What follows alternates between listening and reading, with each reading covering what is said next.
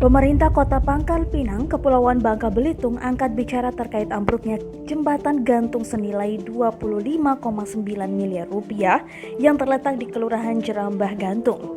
Kepala Dinas Pekerjaan Umum Pangkal Pinang Suparlandu Laspar mengatakan kejadian ambruknya bagian jembatan itu merupakan tanggung jawab kontraktor, sebab proyek itu masih berlangsung dengan tenggang waktu hingga akhir tahun. Kami melakukan pembayaran setelah proyek selesai dan dilakukan serah terima. Nanti nilainya dihitung berapa persen yang bisa disiapkan, kata Suparlan dikutip dari Kompas.com Minggu 18 Oktober 2020. Parlan menambahkan kerugian ditanggung sepenuhnya oleh pihak kontraktor karena proyek sedang berjalan. Pemkot Pangkal Pinang tidak menambah anggaran pembangunan akibat insiden itu. Anggaran yang diberikan sesuai dengan dialokasikannya di APBD 2020.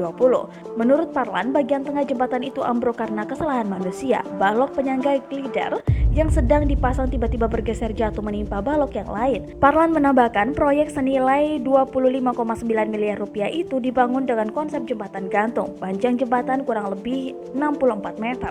Jembatan itu diproyeksikan menjadi salah satu ikon Pangkal Pinang. Jembatan itu juga menjadi rute alternatif untuk menghubungkan kota Pangkal Pinang dan Kabupaten Bangka. Sebelumnya jembatan alternatif penghubung kota Pangkal Pinang dan Kabupaten Bangka, Kepulauan Bangka Belitung ambruk pada Jumat 16 Oktober 2020 malam.